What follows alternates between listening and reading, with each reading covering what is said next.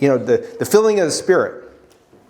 The filling of the Spirit, what it looks like in reality is love, joy, peace, patience, kindness, goodness, faithfulness, gentleness, and self-control. That's what it looks like. That's Christ's church. And that song talking about, my God, I need you now. And there's a lot of people in our culture today who are walking away from faith. It's everywhere. I mean, the trend is clear. Okay, it's been going on for a while, like 20 years, and the trend is very clear. And I, and you guys know me well enough to know that I think there's been a lot of stuff the church has stood for in the last several years that has made the Church of Jesus Christ suffer reputational harm because we haven't accurately presented the love, the joy, the peace, the patience, the kindness, the goodness, the faithfulness, the gentleness, and the self-control. And there's a passage in 1 Corinthians 16 that I love. It's verses 13 and 14. We were going to have it on the wall, but we're not going to do that today. But it says this, and this first part of it is what a lot of people are grabbing onto. Be on your guard, church, right? Stand firmly in the faith. Sounds kind of like paramilitary, right?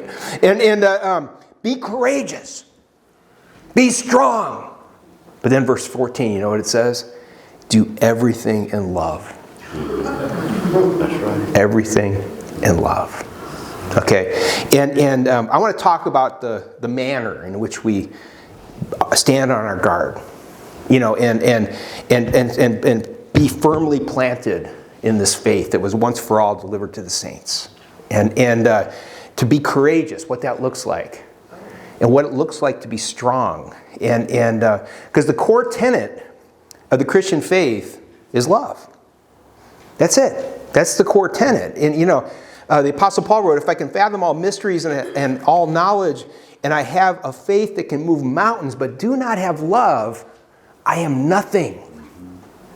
Nothing.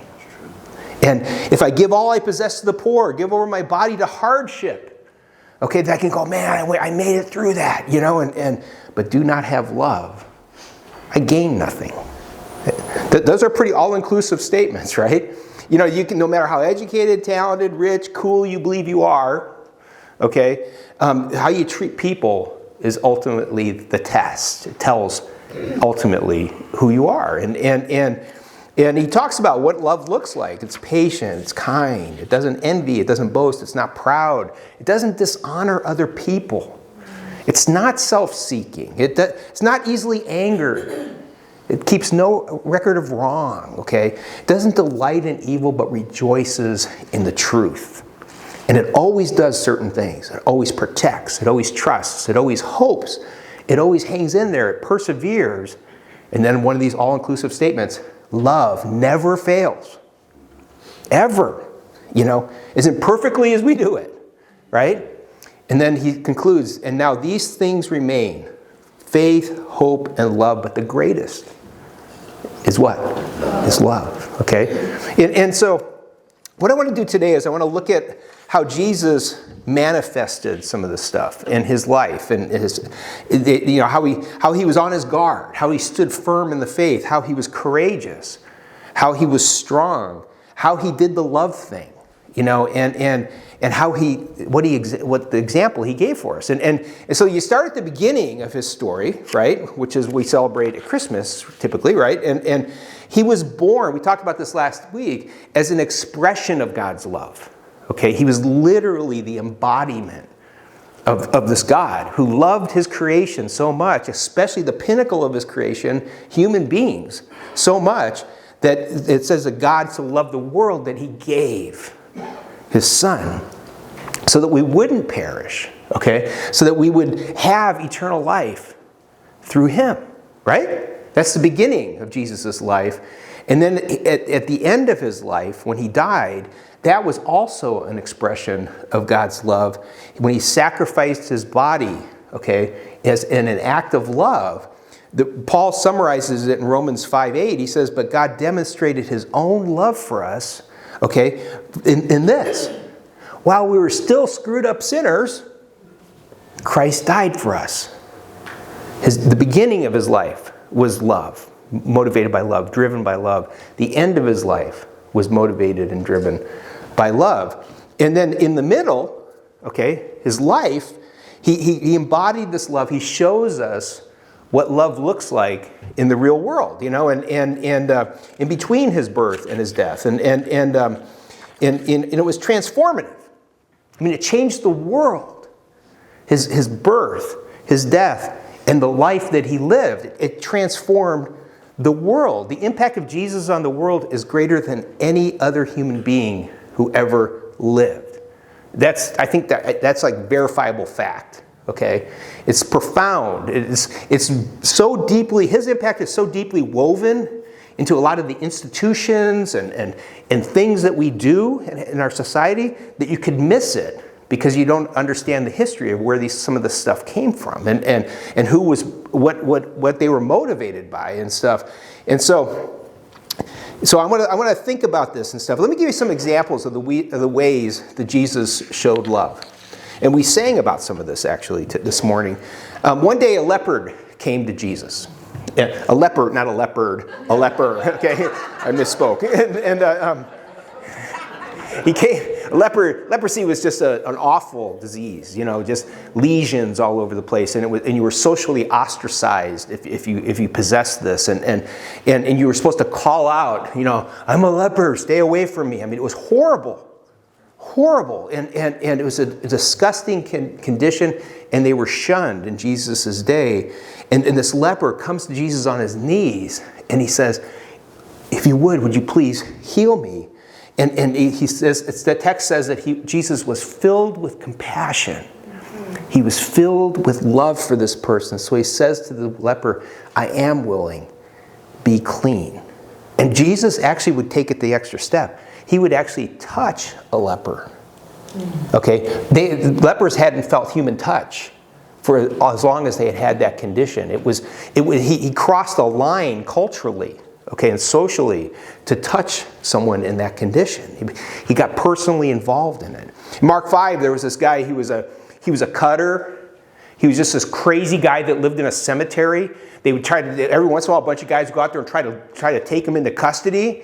And he would break the chains that they would try to hold him with and stuff. He was just a crazy guy. They hear him yelling out in the cemetery at night. Yeah. And Jesus had compassion on him. And he healed him. He delivered him from this horrible state that he was in. And it changed everything. That guy wanted to follow Jesus and start traveling with him. He said, no, I want you to go out in this 10-city region over here and tell them what God has done for you. And he did that. He went out there and stuff. Mark chapter 9, there's this dad. His son was just tormented. Okay, there was some spiritual effect happening in him. Okay, this presence in him, and it would make him like go into convulsions. He'd jump into the water and he just about drowned. He jumped into fire. Can you imagine? And this dad was just desperate for help. And this is before there were any kind of social services or anything like that might help somebody like that. And at least at some level, couldn't get anywhere. And Jesus changed everything. And now this dad was able to go home with his son. And he was well. Matthew 20. There was these two guys, they're blind. And they were being totally annoying. Okay, everybody's like, stop, quit being so annoying. Because they're yelling out to Jesus, Jesus, if you would, come over here and heal us. We know you can do it. Guys, quit being so annoying. And Jesus looked at him, he had compassion on him. And on both of he healed their eyes. And these guys could walk and see again. And so, amazing stuff. And it says in the text that he had compassion on them. This is the way he manifested love. In Luke chapter 7, there was a woman who lost her husband. She was a widow, and now she got the double dose. Now her son was dead. And she was just distraught. And this is in a time, again, where there's no social safety net to fall into. This was also, her son was probably the one that was going to provide for her as well. And when the Lord saw her, it says, his heart went out to her. And he said, don't cry. And he miraculously gave the life of her son back and gave her son back to this woman who had already taken that big hit. And it wasn't just through physical healings that Jesus showed love. One day there's this woman who's caught in adultery. It says in the very act. So what did they do? Where was the dude? I'm just saying. They didn't get the guy. Okay, you get out of here. But we're going to take her and set an example. So they get this woman and caught in adultery, and you'd think Jesus as a religious leader would go after her? There was a bunch of religious bullies standing around wanting to take her out because of what she had done. They let the guy go, evidently. And he stands up for her in the face of a bunch of religious bullies. You ever been around religious bullies before? I'd much rather be around the other kind, okay? And without the religious stuff. One day there's this guy, his name was Zacchaeus. He was a tax collector, which means he was also a cheat. Because that's how the system worked, okay? And instead of kind of looking down at this guy, Jesus said, hey, Zacchaeus. He was up in a tree because he was a little guy. And there was a big procession. And he goes, I'm coming to your house tonight. Let's have a party and bring your... And he says he got all of his tax collector buddies and stuff. And Jesus went over there and had a big old party with this guy. And he told stories about compassion, what love looks like in the real world. And sometimes the stories are pretty interesting. You remember the one about the wayward son, right? The one that went off and squandered all his inheritance and stuff, and just his life got totally messed up, and then he decided to come back because he knew even the servants were living better than he was living. He's feeding pig slop, and it was starting to look good to him. He was so hungry, and so he goes back, and his dad sees him off in the distance. This is a picture of God's love towards us when we screw up. And he sees him in the distance, and what does he do? He runs to him. He runs to him. And the son humbly, apologizes and says, can I just be a servant? And he says, no, you're my son. I'm lifting you up. It's an image of what God wants to do for anybody that's screwed up. One time there was a guy who got beat up. He was a mess and stuff. And on the side of the road, he was a despised Samaritan. And there was, he was an outsider, okay? He wasn't a Jew, okay? And like upright religious people saw him in the condition he was in. Do you remember what they did? They went to the other side of the road. I don't want to get involved. I don't want to get involved. And stuff. And then a Samaritan. I'm sorry, the guy that got beat up wasn't a Samaritan. The guy that shows up is a Samaritan. I had that wrong. And this guy, this outsider, okay, comes and he sees him, and he tends to the guy. He takes him to an inn. He gives the innkeeper money to take care of him and stuff. And he says, when I come back through, if it takes more money than what I'm giving you right now, I will make it up for you. I'll make it right when I come back through town again. And the story is called what? The Good Samaritan. It's not called the Good Jew. Right? In today's parlance, it would be like the good non-believer, okay? And it's not called the good Christian. Okay, that'd be the way to think about it, okay? But when I saw all that stuff, don't think that Jesus was this overly sensitive feeler in the way he expressed love either, because he had a personal bearing about him, okay, that was on guard. Okay, that stood firm in his understandings and his faith, and he was courageous. He was willing to go against social convention and all this kind of stuff and stand up to people, and he was strong. Okay, but he also did everything motivated by love, but sometimes love must be tough, right? It has to be sometimes, and One time he went to the temple, and this is Jesus, okay? He saw what was going on, and he knew that this was dishonoring to the purpose of this place and to the one who had commanded it be built, God himself. And this place was supposed to be a place of worship, and it looked more like a flea market or something like that. And so he what does he do? You remember what he did? He made a whip, and he started throwing the furniture around. Started tossing tables and stuff, and coins are flying everywhere, and birdies and stuff they use for sacrifices are going nuts. Just big chaotic scene. Get out of here! How dare you turn my Father's house into a marketplace? That was love. Sometimes love has to be strong and tough. And how many of you got so mad this week that you started like threatening people with a whip and started throwing furniture around? You know.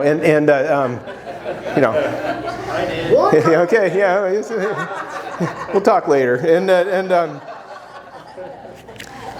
And then, sometimes he really, the group of people he really struggled with were the religious people. I mean, that's just clear, okay, in the story. Why was he so upset with them? Because they were supposed to know better. They were supposed to help people connect with this God that everybody needs, this one who sent his son into the world because he loved the human beings. He wanted to help us and stuff. The one who died eventually on our behalf and stuff. And while Jesus was showing them what God's love and truth and acceptance looks like, okay, he sometimes had to stand up against these guys and call them out.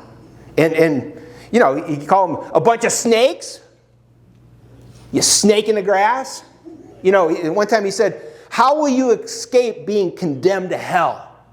And these, upright religious people and stuff. But this is the kind of love that Jesus displayed. He was vigilant. He was on guard, right? He was solid. He was firmly planted. He stood firm in the faith and the understandings, the faithfulness to his Father, and he was courageous. There was nothing shrinking back in him, and he was strong, and yet he did everything motivated by love. And in that, he mastered human relationships. I mean, and when people looked at Jesus, he saw something that other people missed, right? When he'd see a leper, he'd see a prostitute, he'd see a beggar, or he'd be somebody that was like a social outcast, a tax collector, someone from the outside, and he would think, Father, you've crowned this one with glory and honor. This one is made in your image, and right now is just disguised as a prostitute, is disguised as a diseased leper. And I thank you for sending me, because we got to do something about this and restore that glory and that honor. And Jesus saw something in people that other people missed. And we're told to add love to our faith. And that means we're supposed to see people the same way that God sees them. And throughout the Older Testament, you see stuff that says, be real careful, okay, about the way you treat widows, orphans, aliens, and the poor. Be real careful about your attitude towards them and the way you treat them. Because in essence, God is saying, I made the orphans. I made these despised people, the people from the outside, the poor, and in other words, look out for the people who are getting trashed in this world. Look out for the people that are getting all screwed up. And God says, look out for the impure, the malformed, the deformed, the blind, the lame, the deaf, the religiously inferior. Depending on your perspective, the liberals or the conservatives, right? The criminals as well as the cops. Look out for everybody, it's our job as children of the King who have been given this standing with God through Christ, this acceptance, to live out this life of compassion with authenticity, right? And not go into the mud, okay, that the world wants to play in. And stuff. Stand away from that. Stand above it. Get the 30,000-foot view. See the big picture again. The world's treatment of human beings has been weighed by God and found wanting. That's what's going on. And I'll be honest with you. My work with the sheriff's department, I was telling somebody out in the parking lot, it was like 3 weeks ago, the cap of hell popped off. And all this stuff came out. And I'm not talking about in the department. I'm talking about in our communities. I mean, it's just crazy stuff, And the world is in trouble, guys. And as weird as it sounds, you're the solution. The church is God's plan A.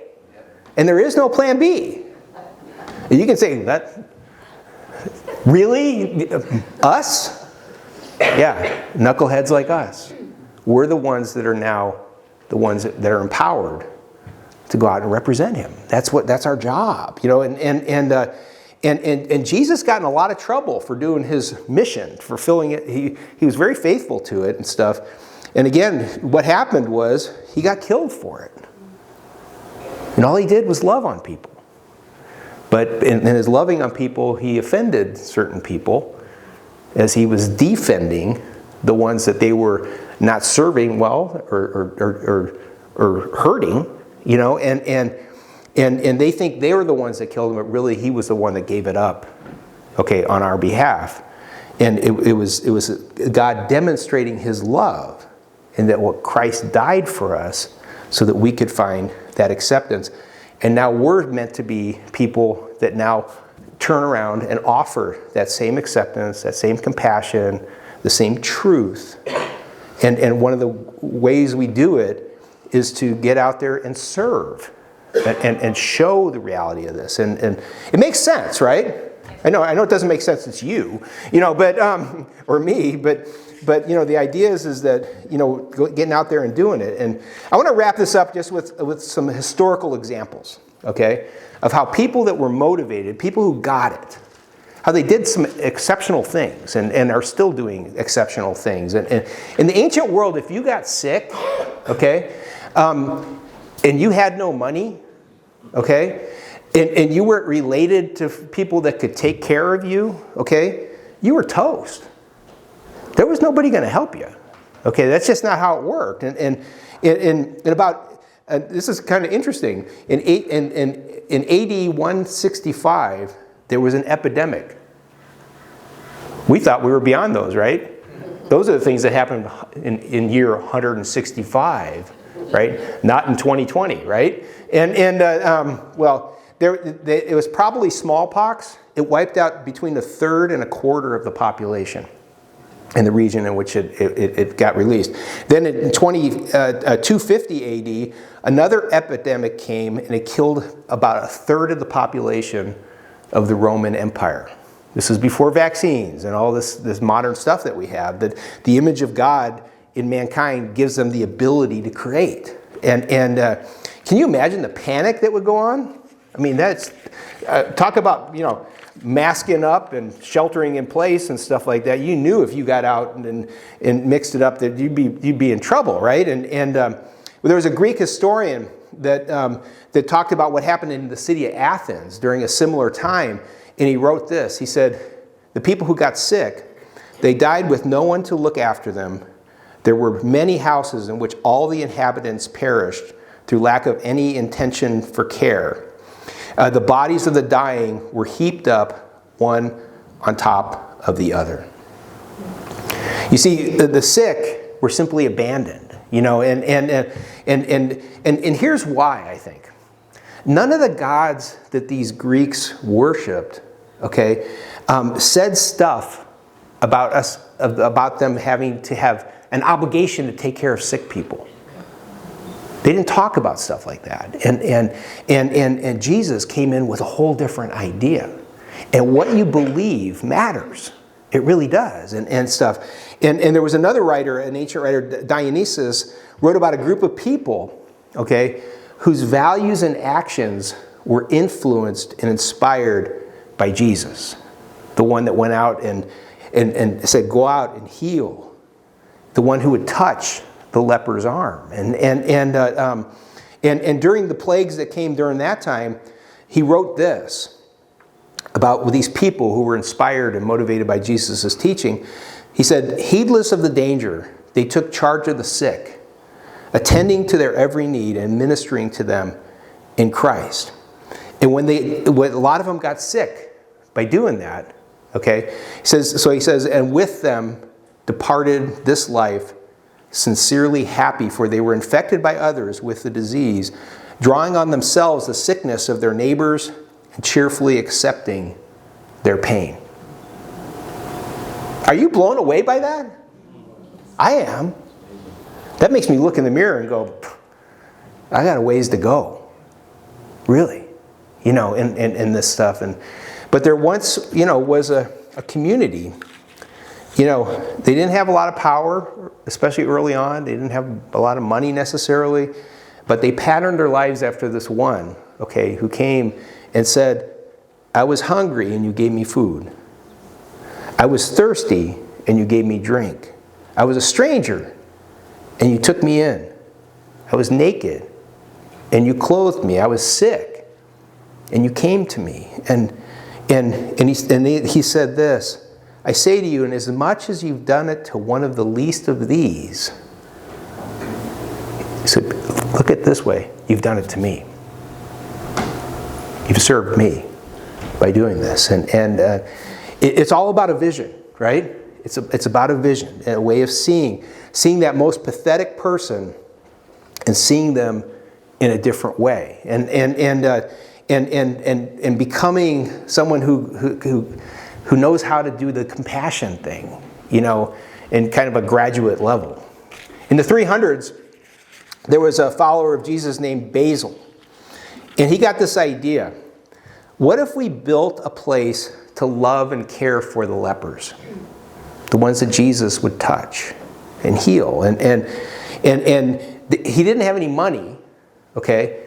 And he knew it would take money to do it. But he had a brother named Gregory. Okay? And Gregory I'll raise the money. And he went out and he gave these messages, raising money so that we can serve among the churches, so that we can serve these lepers. And his main theme was the lepers have been made in the image of God as well. We need to see them with that kind of dignity and that kind of vision. And by the way, that's what would become known as hospitals. That was the origin of hospitals that we fully take for granted, right? And then there was a big meeting that happened, the Council of Nicaea happened, and they decided as the church expands, wherever there's going to be a major church get established, we're going to pair that major church with a hospital. Okay, we're going to make the churches responsible for these places of physical healing. And that's why you've got a lot of hospitals today named like Good Samaritan, Good Shepherd, St. Jude's, places like that. That's the history. It was people motivated by Jesus that got that going. There was a follower of Jesus years later named Henry Dunnett. And he lived in a place where there was battles going on and the wars that were happening and stuff. And he couldn't stand the sound of these soldiers crying out on the battlefield. A pastor named Theodore Fieldner. And he trained a group of mostly peasant women to nurse the sick. And this accelerated the movement of hospitals all over Europe and the establishment of them. And it inspired a young woman who you've heard of, Florence Nightingale, to give her life for the sick. And you see, Jesus established this. He's the one that influenced this stuff. And he established a community, and he said, in my community, we're no longer going to think in terms of whether people are slaves or free. The boss or the employee, whatever. We're not going to think in terms of male and female anymore. We're not going to think in terms of, are you an insider or an outsider, Jew or Gentile? Because we're all equal at the foot of the cross. We all come to that same place. We all bow the knee. We find that acceptance. And then we get this mission that he's established for us and stuff. Speaking of slavery, there was a guy named John Newton. Have you ever heard of him? He wrote this song you've probably never heard of, Amazing Grace. Well, did you know that he was at first, before he discovered Amazing Grace, he was a slave trader, ship captain, okay, and stuff. He was selling human beings. And he realized when he came to Christ what a depraved life he was living, and over the years he changed. And then there was a politician that was contemporaneous with him named William Wilberforce, and he came to be a Jesus follower, and he was talking to this guy John Newton about trying to get career advice from him, and he said, you know what? I'm sick of politics, because he was a politician. I'm sick of it. I'm going to get out of it and stuff. It's a dirty kind of business. And Newton said, no, you ought to stay. You ought to stay and devote your life to the abolition of slavery. Make that your mission, your cause, because we know that the slaves are created in the image of God as well. And he did it. And it got eliminated from the British Empire through him and the people he worked with. And historically, prisons were hellholes. They still kind of are, but Jesus said, this one said, when I was in prison, you visited me. And a couple hundred years ago, there was a woman named Elizabeth Fry who was so struck by that phrase that Jesus spoke that she started going. She was a single woman, started going to this Newgate prison in England, and she would go there and minister to the prisons, and she became known as the angel of the prison. Here she comes. They just loved hearing from her and the words of hope that she would bring. And in our day, there was for some of us at least, remember Watergate? One of the guys that got convicted in Watergate, they used to actually convict politicians for stuff. A guy named Chuck Colson, okay, who was kind of like Nixon's hatchet man, and he went to prison because of involvement in Watergate. And in prison, he became a follower of Jesus. And he dedicated the rest of his life, over 30 years, he dedicated the rest of his life going around helping prisoners and trying to help create systemic change in a lot of different countries, in our country as well as all over the world, in making their life better, motivated by those same words. In the ancient world, when people saw an infant, they didn't really see them as fully fledged human beings, believe it or not. They were kind of disposable. And Roman writer Seneca wrote, "We drown children at birth who are weakly or abnormal." They would just, say, that's what's not worth it. And they also killed infants through exposure. They just put them out in the field. If they were impoverished, or if couldn't support them, or if the child was a product of illegitimacy, or there was concern about too many heirs in a family, or they were doing gender selection, and this one didn't get born the right way, so we can get rid of it, and physical imperfections and all this kind of stuff. And there were people that remembered what Jesus said: "Don't keep the children away from me. Let them come to me." And unless you become a child, you cannot inherit the kingdom of heaven. And so they said, we're going to love these little kids and treat them like their own. And this is where orphanages came from. People motivated by Jesus' words, that they started this, and the idea of arranging for adoptions so that these children could find a better home. And the thing is, everybody matters to God. We just have to keep pumping this handle, guys. I have to be reminded every week, everybody matters, prisoners matter, deputies matter, kids matter, the sick matter, right? The infirm, the traumatized, the rich, the poor. And so, everybody's got their own gig, right? Your own little circle of influence and stuff, and it's custom fit. you guys know, most of you know that I'm the lead chaplain for the San Diego County Sheriff's Department for the law enforcement program. And I don't ever really talk about that. But I want to share with you just a few things that we're doing to help our greater community and our county-wide. And about 14 months, one of the things we do all the time is we call it critical incident debriefs.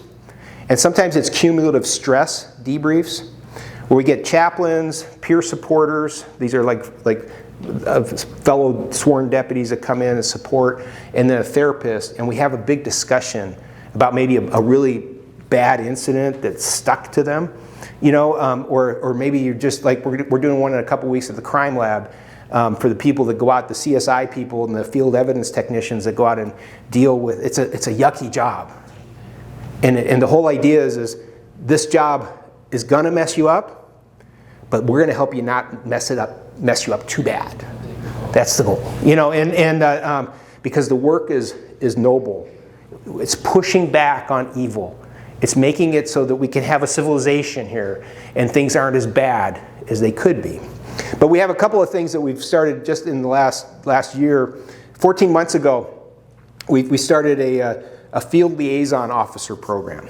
And what this is it's 5 teams of lieutenants, 5 lieutenants, and then 5 chaplains. They go on a weekly rotation, starts Tuesday mornings, and if we have an in-custody death or a use of force death, the lieutenant chaplain team goes and does the death notification to the family member. We're so sorry, ma'am, your son who was at Central Jail, he passed away from a fentanyl overdose, or we're so sorry, we had to shoot your son, your husband, fill in the blank. Now those can be difficult conversations, right? But what we're trying to do is we're trying to do the right thing, help people in this time of need. To have a single point of contact. Okay, here I am your point of contact with the department, lieutenant says.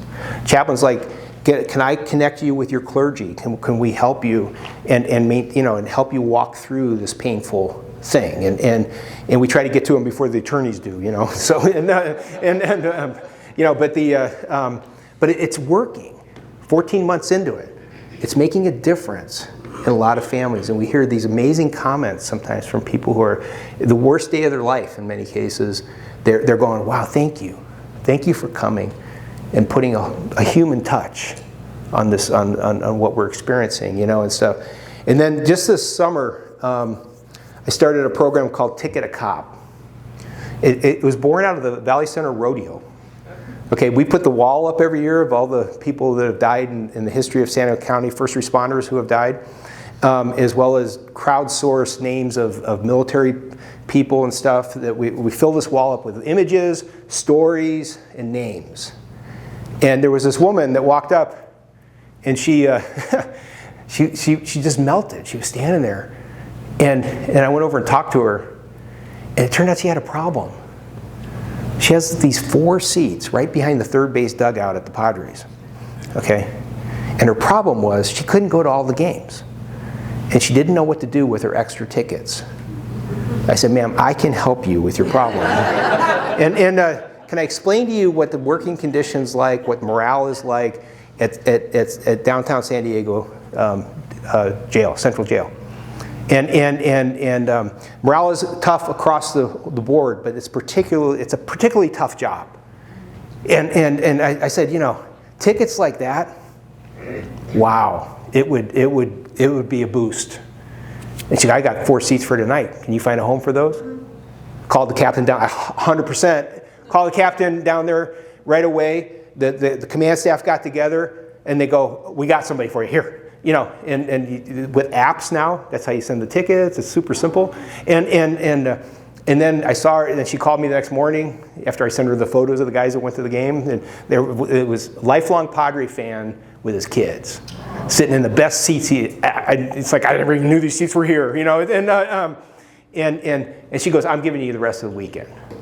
So on Sunday, another deputy went with his family. On Monday, it was Memorial Day weekend, went. And then she calls me and she goes, "I'm giving you the rest of the season." Okay. Yeah, it was cool. And we've been, as an experiment, I just flooded most of them to CJ, Central Jail. And it's made a huge difference in that place. A simple thing, wasted tickets, going to a good place. And last Thursday, we officially rolled out the program in the department. And it's now become kind of legal by county rules for donations to law enforcement, and just that happened just last Thursday, and then there's a weird one happening Tuesday morning. I got a call on Friday from some cold case detectives, homicide, El Cajon PD, and the sheriff. They want a chaplain, and I know most of these people, so I'm going. It's an exhumation. It's somebody that we're gonna dig the body up on Tuesday morning, buried down in San Diego. Person was murdered back in 1989, and we think it may be connected. He may be the missing person from 1988, and so the CSI people, the FETs, the medical examiners, the detectives. And they said, we want a chaplain there because we want to handle this with dignity. We want to do this right because this was a human life. Isn't that awesome? Isn't that awesome? And every life has dignity associated with it. Every life has value. And so, would you pray with me? I'm just going to end it right there. Lord, teach us how to be on guard. Guard our hearts. Guard our minds. Lord, teach us how to be firm in the faith. Teach us what courage really looks like in this world. Not our imagined ideas of courage, but what the courage that reaches out to somebody that needs help, that maybe crosses a social boundary or something like that. Have that kind of courage. Teach us how to be strong. In our unique opportunity, kind of rich, unique life situation, show us how to practically express love in this. To be on guard, to stand firm, to be courageous, to be strong in the truth, but to always express it through service, through acceptance, and through compassion. We pray this in your name. Amen. Hey, at Ridgeview Church, we're trying to learn how to live our one and only lives with passion for God and compassion for others. We hope you'll join us. If it's safe for you to come in person, we meet at our Lake Wolford Road campus in Valley Center, California at 9:30 a.m. on Sunday mornings. We'd love to see you. We just have the greatest time together. It's super fun. We have a great group of people. If it's not safe for you to do that quite yet, hey, continue to watch online, and we thank you for your financial support. You can see on the screen the different kinds of options you have to support our ministry financially. God bless you, and have a great week.